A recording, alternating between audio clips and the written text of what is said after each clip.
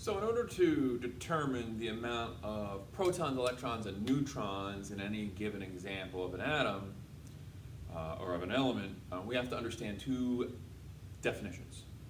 We have to understand the definition of what we call atomic number.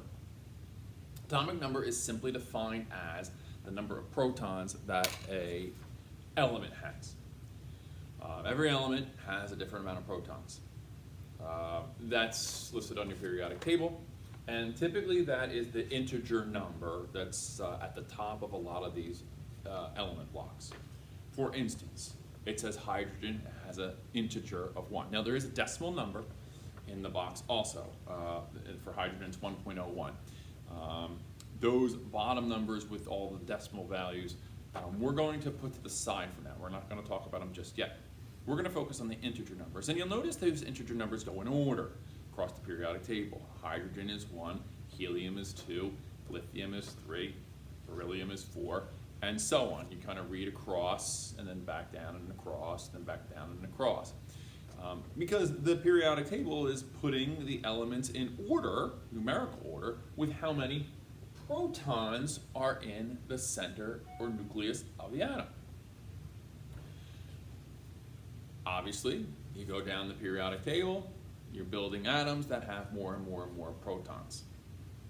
Now, when you have that amount of protons, the atomic number identifies who it is. So if I asked you, hey, there's an element, it's got 26 protons, or it's got let me back up, it's got an atomic number of 26.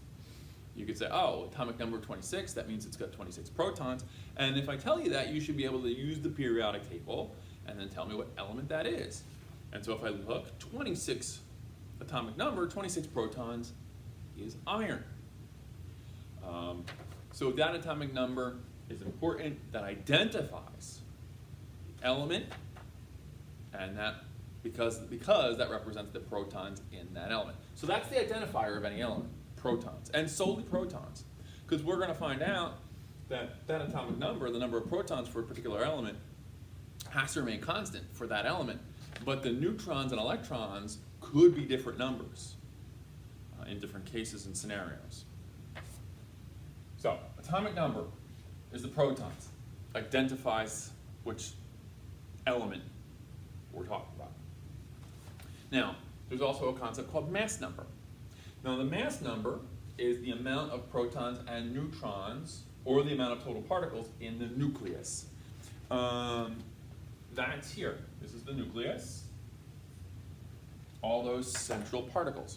Now this makes sense because we just talked about how each of these central particles has an atomic mass of 1.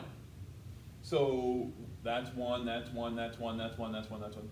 So if I can count up all the particles in the nucleus, that's where all the mass is. That's my mass number. Now that mass number is going to be different than what people think is the atomic mass, or the average atomic mass, or atomic weight, or whatever you want to call it, on a periodic table. Yes, there is a weight or a mass on the periodic table. It is a decimal number, and that decimal number is different than the mass number. We'll talk about why later. But right now, we're going to kind of ignore the atomic weights or atomic masses off the periodic table. For instance, I'm saying here that this particular atom of lithium has a mass number of 7. 1, 2, 3, 4, 5, 6, 7 particles, 3 protons, 4 neutrons. Atomic mass number, or a mass number of 7. Although on the periodic table, it says lithium is 6.94. Well, where did they get that from? Again, we're going to talk about that later. We're going to kind of ignore those numbers for now. You'll notice that the mass number does not take into account electrons, because electrons, again, they're so small, they don't contribute to the mass. They contribute very much to charge. Because the last thing that I don't have written here is how we understand how many protons and electrons an atom would have. Well, if an atom is neutral, right, all the pluses and all the minuses have to balance. So here I have 3 pluses, because I'm lithium. I just said if I'm lithium. Now again, if I'm lithium, looked at the periodic table, it has to have 3 protons. That identifies the element. Well, if I have 3 pluses, I'm going to need 1, 2, 3 minuses to cancel out the overall charge. I want the atom to be neutral. Now, there are cases later we're going to learn about when atoms are not neutral, when our protons and our electrons are not balanced. And that's legal, that's allowed. But right now, in the beginning, we're going to say that the protons and the electrons, they're going to be equal in amounts to balance the overall charge. I got 3 pluses, I need 3 minuses. 3 pluses and 3 minuses, no overall charge. I hope that makes sense.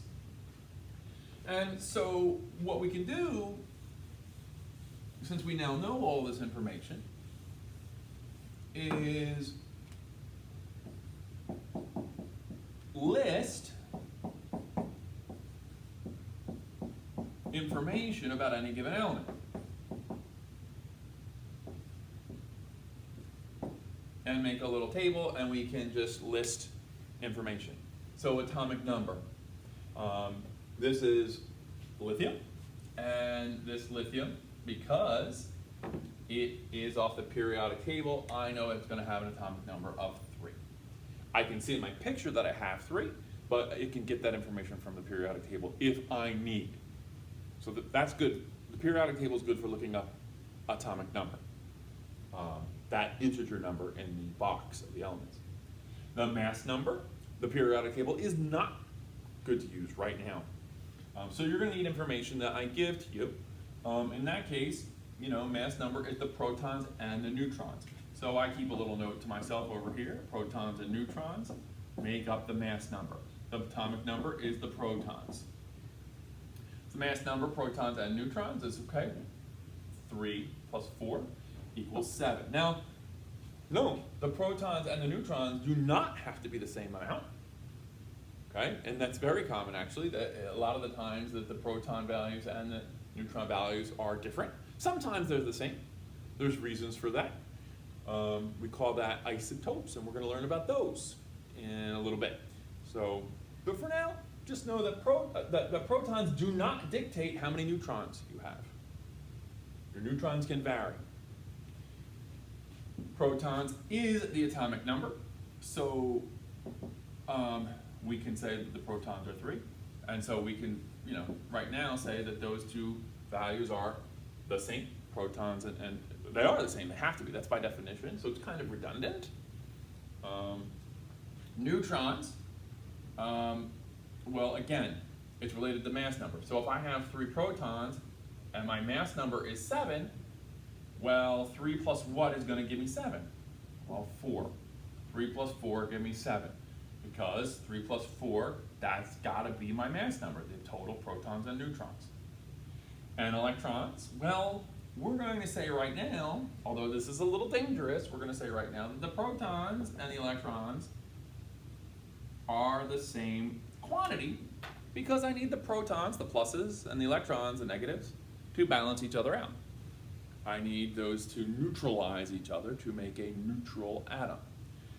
So, I hope that makes sense. So what if we don't get, lithium? What if we get something else? Well, notice the notation here. Lithium-7. What you have to understand is when I get this kind of notation, lithium-7 or Li-7, now that's not a minus, that's a dash, Li-7. This dash number here, that is my mass number. So that's telling you some information when you get that mass number. There are other ways to indicate information about atoms using chemical symbols, which we're going to also get to later. But right now, you can get a listing of an element and a mass number, and you can find everything else. I'll do one example, and then I'm going to set you off to work. So let's change this up. Let's get rid of lithium-7.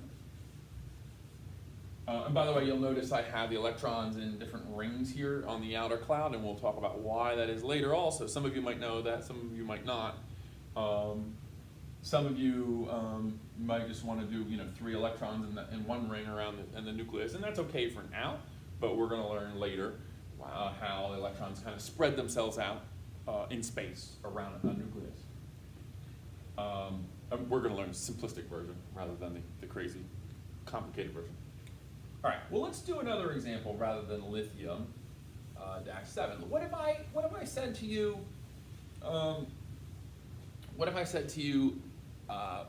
beryllium, so Be dash 8? What if I said that to you? And I said, well, tell me the particle inventory. Tell me all the information. Tell me the atomic number. Tell me the mass number. Tell me the protons, the neutrons, and the electrons. Can you tell me that information? And the answer is yes, we can do that. Firstly, there's some information already given. They said beryllium dash 8. So automatically, I know the mass number is 8. And that means I know that there's 8 particles in the center. Okay, let's get rid of these electrons right now because we don't know that yet. So we know we have 1, 2, 3, 4, 5, 6, 7, 8. By the way, when we draw these central particles in the nucleus, notice we put them really close together. What we don't do this. We don't go like 1, 2, 3. No. They are very all bunched together, shoulder to shoulder, all crunched in there. 3, 4, 5, 6, 7, 8. 1, 2, 3, 4, 5, 6, 7, 8. Okay. So mass number is 8 total particles. That's what this number told me. Now, the atomic number, you have no choice in this case except to go to the periodic table and look up the integer number in the periodic table. So I look at beryllium and there's a 4. Okay, perfect. Atomic number is 4. Now, if the atomic number is 4, by definition, the atomic number is the protons. Done. And that means that in my 8 particles there, which I knew there were, 4 of them